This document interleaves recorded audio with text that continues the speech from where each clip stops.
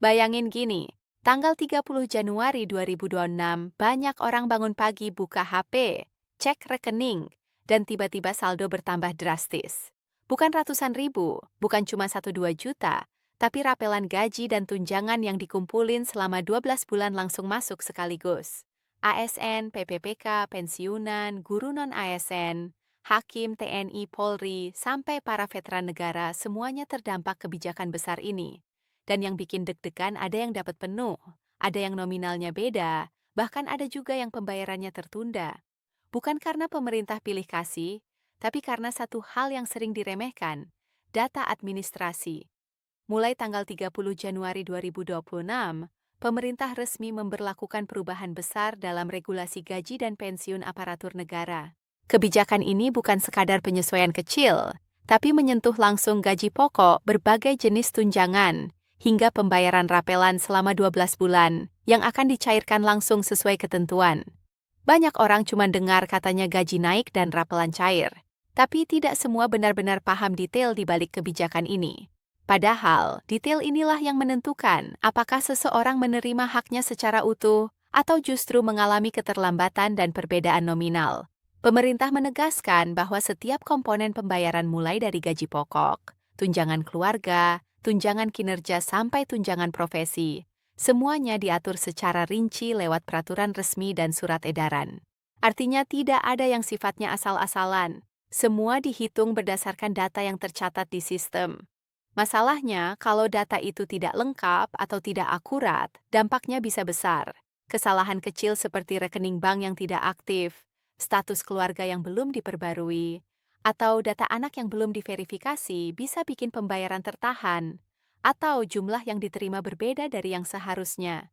Makanya setiap penerima gaji dan pensiunan perlu benar-benar ngecek ulang apakah tunjangan istri atau suami sudah tercatat dengan benar, apakah tunjangan anak sudah masuk sistem, apakah rekening bank yang dipakai masih aktif dan sesuai ketentuan. Hal-hal yang kelihatannya sepele ini justru sering jadi sumber masalah. Ada yang harusnya dapat jutaan lebih, tapi karena data belum beres, uangnya tertahan dulu. Dalam kebijakan baru ini, pemerintah juga menegaskan bahwa prinsip merit dan kinerja jadi dasar utama. Kenaikan gaji pokok tidak lagi bersifat rata untuk semua orang. Besarannya berbeda-beda tergantung pangkat, jabatan, dan prestasi kerja masing-masing unit. ASN yang kinerjanya bagus, produktif, dan memenuhi indikator akan merasakan dampak yang lebih signifikan. Sebaliknya, ASN yang kinerjanya biasa-biasa saja atau tidak memenuhi target tidak akan mendapatkan kenaikan yang sama. Guru non-ASN jadi salah satu kelompok yang mendapat perhatian khusus. Penyesuaian difokuskan pada tunjangan profesi yang selama ini jadi sorotan utama.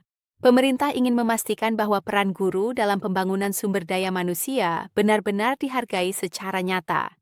Bukan cuma lewat janji, para hakim juga masuk dalam kelompok yang mengalami penyesuaian besar, sejalan dengan beratnya tanggung jawab dan risiko jabatan yang mereka emban. Total penghasilan hakim disesuaikan agar lebih mencerminkan beban kerja dan tanggung jawab hukum yang mereka pikul. Sementara itu, PPPK akhirnya disetarakan dengan ASN struktural. Penyetaraan ini dilakukan berdasarkan masa kerja dan tingkat tanggung jawab. Artinya, kesenjangan yang selama ini sering dikeluhkan perlahan mulai ditutup. PPPK tidak lagi dipandang sebagai aparatur kelas 2, tapi sebagai bagian utuh dari sistem birokrasi negara dengan hak dan kewajiban yang jelas. Salah satu bagian yang paling bikin orang antusias adalah pembayaran rapelan selama 12 bulan. Rapel ini tidak ditunda sampai kuartal berikutnya, tapi langsung dicairkan. Sebagai gambaran, ASN golongan rendah sampai menengah dengan gaji pokok beberapa juta rupiah bisa menerima rapelan sekitar 4-5 juta. Untuk pejabat eselon 2 atau jabatan tinggi, nominal rapelannya tentu jauh lebih besar mengikuti struktur gaji dan tunjangan yang berlaku. Bagi para pensiunan, penyesuaian gaji dan rapelan EE dihitung berdasarkan pangkat terakhir sebelum pensiun. Bahkan ada kondisi tertentu di mana pensiunan bisa menerima jumlah yang lebih besar dibandingkan ASN aktif tergantung struktur hak yang dimiliki. Ini jadi bukti bahwa negara tidak melupakan jasa mereka yang sudah mengabdi puluhan tahun. Kebijakan ini tidak hanya bertujuan meningkatkan kesejahteraan individu, tapi juga punya dampak besar terhadap perekonomian nasional. Pemerintah berharap dengan cairnya rapelan dan naiknya gaji serta tunjangan konsumsi rumah tangga akan meningkat. Ketika daya beli naik, belanja masyarakat ikut bergerak, usaha kecil dan menengah hidup, dan roda ekonomi daerah berputar lebih kencang. Secara makro, peningkatan konsumsi ini berkontribusi langsung pada pertumbuhan produk domestik bruto. Total anggaran yang digelontorkan untuk kebijakan ini mencapai lebih dari 50 triliun, dan dampaknya diperkirakan signifikan bagi ekonomi nasional. Lebih jauh lagi, kebijakan ini menandai reformasi struktural dalam sistem pengelolaan penggajian negara. Tunjangan kinerja kini dihitung berdasarkan sistem merit dan kelas jabatan, yang dibagi dari kelas 1 sampai kelas 17. Tunjangan hanya diberikan kepada ASN yang benar-benar menunjukkan kinerja dan prestasi. ASN yang tidak produktif atau tidak memenuhi indikator kinerja tidak akan menikmati kenaikan tunjangan. Langkah ini diambil untuk mendorong birokrasi yang profesional, akuntabel, dan transparan. Semua penerima gaji dan pensiunan diwajibkan melakukan verifikasi data pribadi secara menyeluruh sebelum tanggal 30 Januari 2026. Pembaruan rekening bank, kelengkapan dokumen administratif, serta keakuratan data keluarga harus dipastikan. Tunjangan keluarga termasuk tunjangan istri atau suami, dan tunjangan anak hanya dibayarkan jika data sudah diverifikasi secara resmi. Aturan yang sama juga berlaku bagi pensiunan yang tinggal di luar negeri atau menggunakan rekening bank non-standar. Ketidaksesuaian data sekecil apapun berpotensi menyebabkan penundaan atau kesalahan perhitungan nominal. Pemerintah juga menegaskan bahwa dana untuk kenaikan gaji dan pembayaran rapelan ini tidak berasal dari utang baru. Anggaran diperoleh dari relokasi kementerian yang mengalami surplus fiskal pada semester pertama, serta dari dana pemulihan ekonomi nasional yang saat ini tidak lagi dianggap mendesak. Dengan begitu kebijakan ini tetap berada dalam kerangka pengelolaan fiskal yang sehat dan berkelanjutan. Lebih dari sekadar angka di rekening, kebijakan ini dirancang untuk mengoptimalkan peran ASN dan pensiunan sebagai penggerak ekonomi lokal. Saat gaji dan rapelan diterima, daya beli meningkat, konsumsi rumah tangga naik, usaha kecil terdorong, dan pada akhirnya pajak kembali mengalir ke kas negara. Dari sudut pandang ekonomi makro, ini adalah langkah agresif tapi terukur. Jika dibandingkan dengan negara lain seperti Amerika Serikat, Jepang, dan Jerman, penyesuaian gaji pegawai federal biasanya dilakukan bertahap dengan kenaikan sekitar 2-4% per kuartal. Di Indonesia, penyesuaian diberikan langsung, bahkan di beberapa sektor disertai rapelan 12 bulan. Ini menunjukkan keberanian fiskal sekaligus strategi kebijakan yang dirancang dengan perhitungan matang. Di sisi lain, kebijakan ini juga dipandang sebagai upaya membangun loyalitas birokrasi dan memperkuat integritas institusi sipil negara. Veteran dan pensiunan mendapatkan penghargaan nyata atas jasa mereka. Guru non-ASN dan hakim mendapat perhatian khusus karena peran strategis mereka. BPPK disetarakan agar tidak lagi ada kesenjangan mencolok. Semua ini diposisikan sebagai investasi jangka panjang untuk menjaga stabilitas nasional. Dengan meningkatnya konsumsi rumah tangga, fiskal negara tetap terjaga dan pertumbuhan ekonomi bisa terus didorong di tengah ketidakpastian global. Kebijakan ini menjadi penyangga fiskal yang cerdas untuk menjaga daya beli masyarakat. Ini juga menandai awal era baru dalam pengelolaan keuangan negara yang lebih adil, transparan, berbasis kinerja, dan berdampak langsung pada kesejahteraan. Karena itu, setiap penerima gaji dan pensiunan sangat dianjurkan memastikan bahwa seluruh administrasi sudah lengkap dan sesuai ketentuan. Jangan sampai hak rapelan dan tunjangan yang sudah ditetapkan justru tidak diterima karena kelalaian kecil.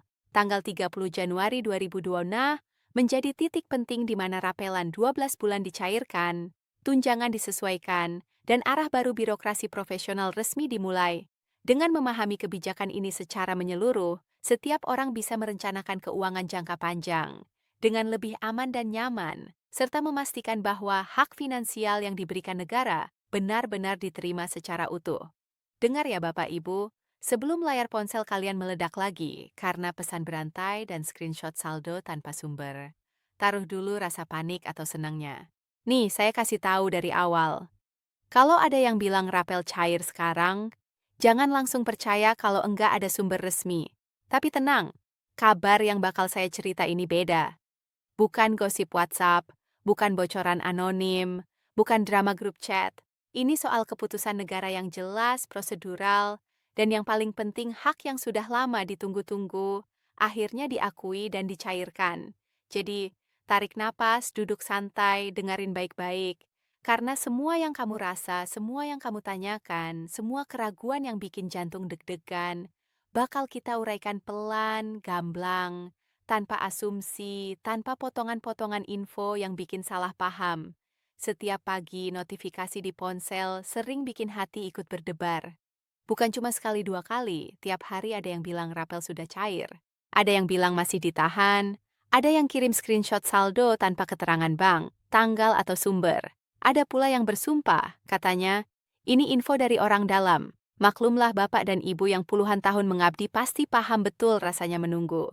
Menunggu SK mutasi, kenaikan pangkat, pensiun, dan sekarang menunggu rapel lagi. Bukan soal serakah, bukan soal pamer saldo, tapi soal kepastian. Apakah hak yang dijanjikan negara benar-benar sampai, atau cuma jadi cerita tiap tahun? Capeknya bukan sekadar lama menunggu, tapi ketidakpastian yang bikin lelah. Nah, bedanya sekarang pemerintah Republik Indonesia secara resmi memastikan bahwa dana rapel pensiun selisih kenaikan gaji pensiun yang selama ini dinanti benar-benar dicairkan. Bukan wacana, bukan rencana, bukan janji politik.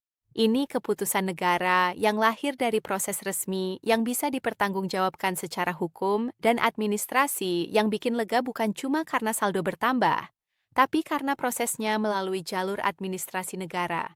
Verifikasi data jutaan penerima, pengesahan anggaran, koordinasi Kementerian Keuangan, lembaga pengelola pensiun, dan sistem perbankan nasional. Artinya sederhana, negara hadir, negara mengakui pengabdian para purna bakti bukan beban tapi fondasi. Ini bukan cerita dari grup WhatsApp.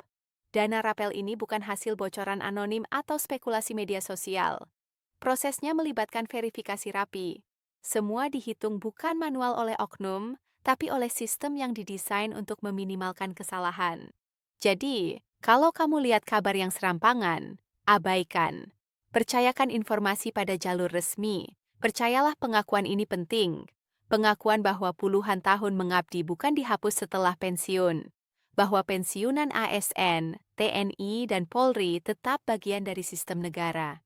Di tengah ekonomi yang berubah cepat, harga kebutuhan naik dan biaya kesehatan melesat, kabar ini seperti napas lega, bukan semata nominalnya, tapi rasa aman dan dihargai yang datang bersama. Cakupan penerima juga luas. Bukan hanya pensiunan yang masih menerima gaji bulanan, janda pensiunan tetap dapat haknya, duda tetap dihitung, anak yatim piatu yang tercatat sebagai ahli waris juga terlindungi. Tidak ada diskriminasi dari golongan terendah sampai pejabat tinggi. Semuanya dihitung sama, sesuai aturan, sesuai proporsi, sesuai data. Data itu tersimpan rapi dalam Sistem Nasional Pengelolaan Pensiun dari Sabang sampai Merauke, dari kota besar sampai pelosok. Jadi pesan pentingnya, jangan percaya klaim bahwa hanya yang ini saja, atau yang itu diutamakan. Semua mengikuti sistem. Soal pencairan, kabar baiknya sistem sekarang jauh lebih manusiawi. Pemerintah paham mayoritas penerima adalah lansia. Mereka enggak boleh dibebani proses melelahkan. Enggak perlu antre panjang. Enggak perlu bolak-balik kantor. Enggak perlu bawa map tebal. Dana rapel ditransfer langsung ke rekening yang selama ini dipakai menerima gaji pensiun otomatis tanpa pengajuan ulang, tanpa biaya tambahan. Cukup cek saldo via ATM, SMS banking, atau aplikasi mobile banking. Transparan.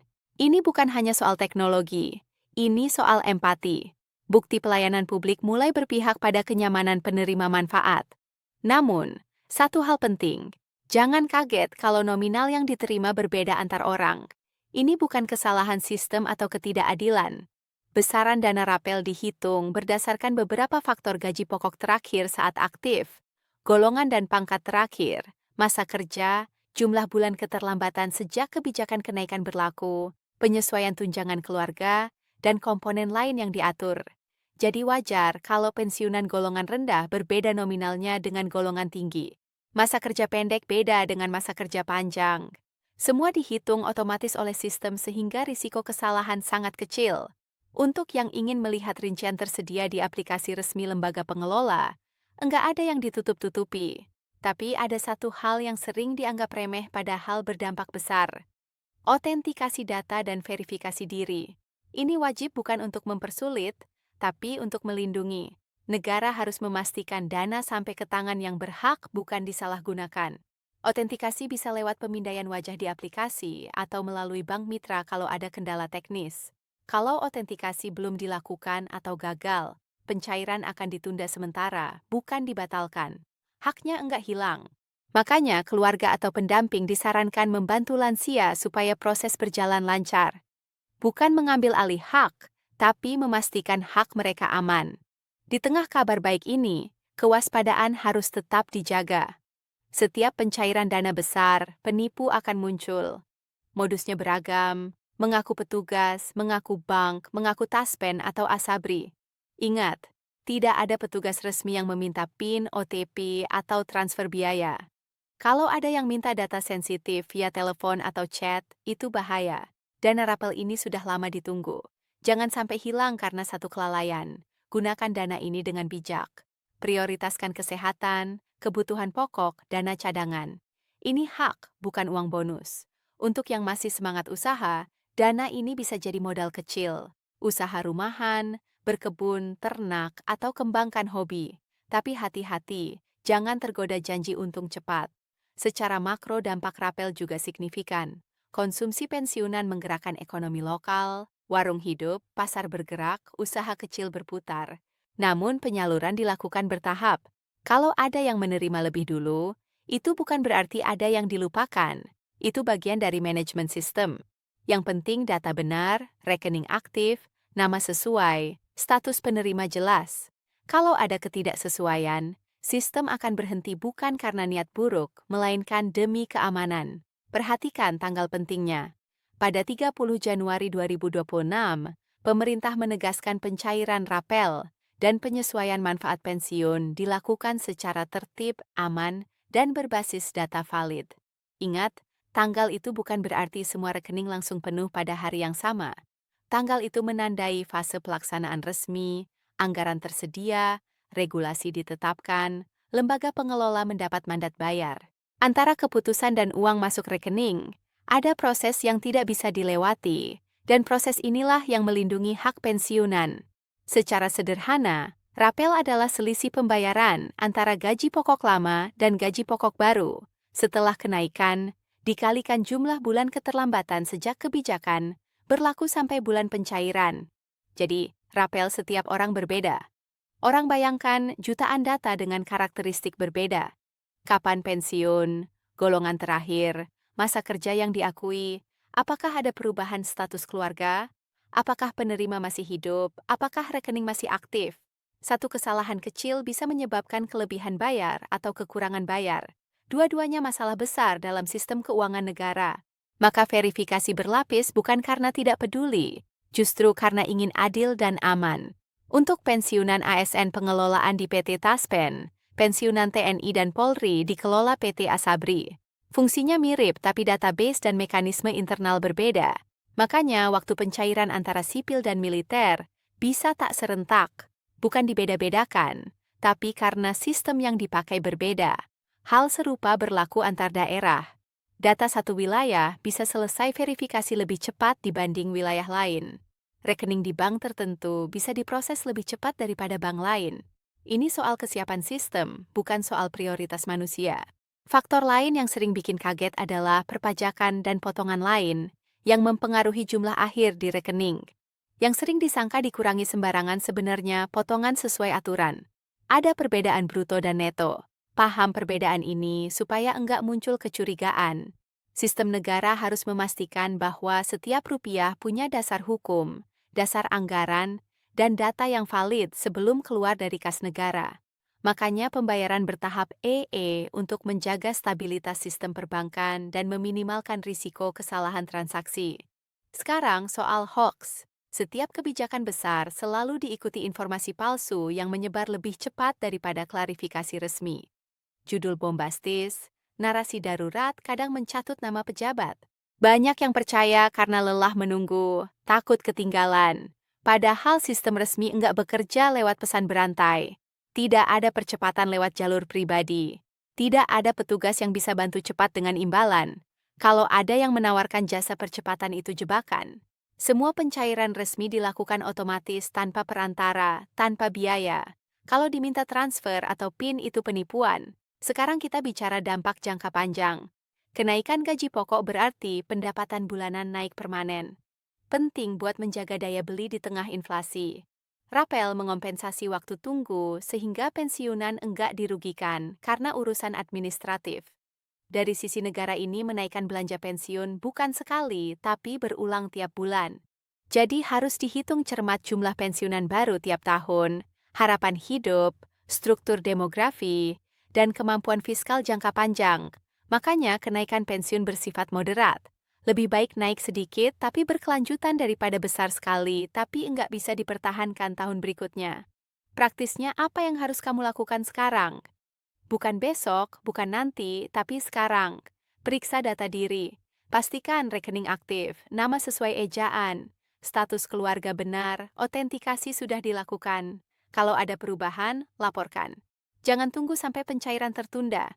Karena data tak diperbarui. Sistem hanya kenal data bukan niat baik.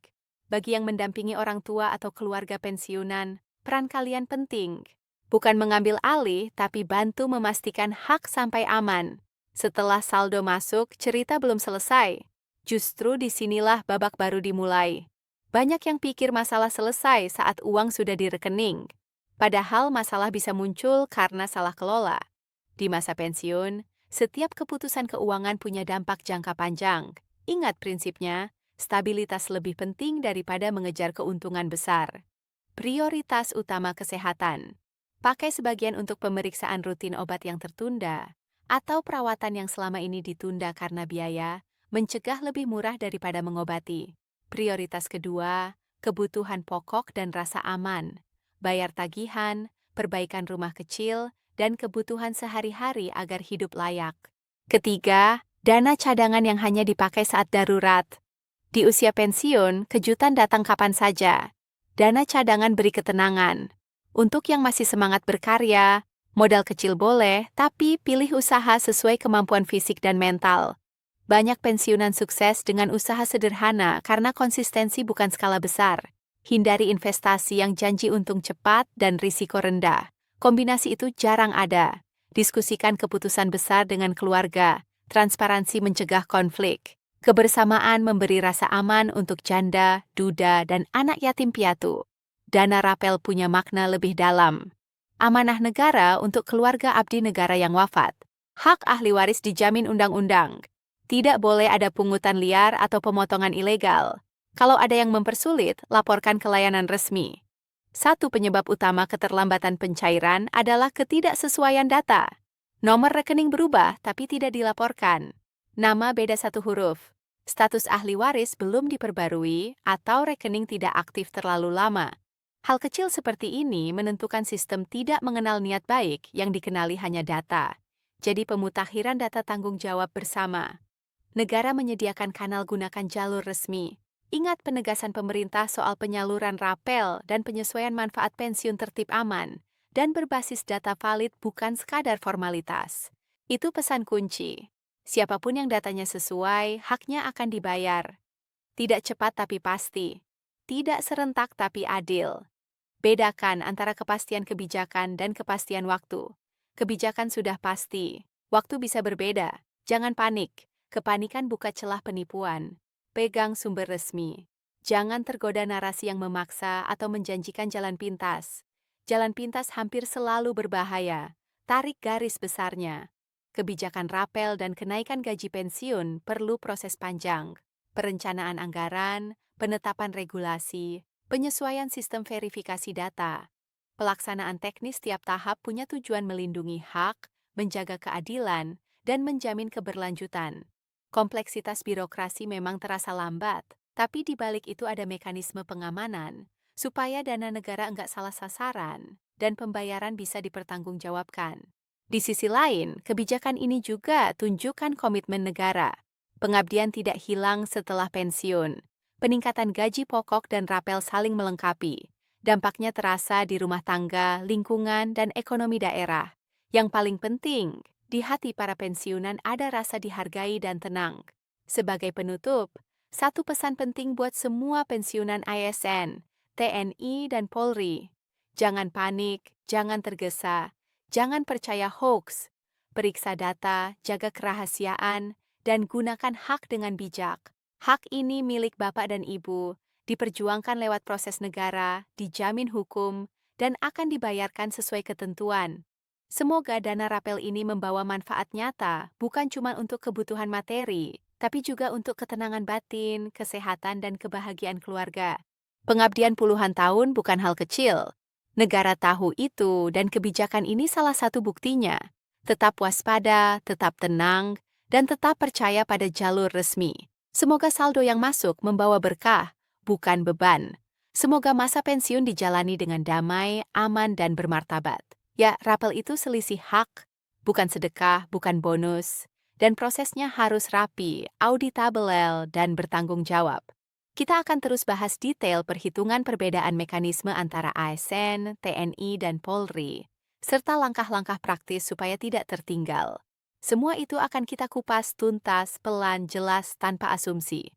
Karena yang Bapak dan Ibu butuhkan bukan sekadar kabar baik, tapi pemahaman.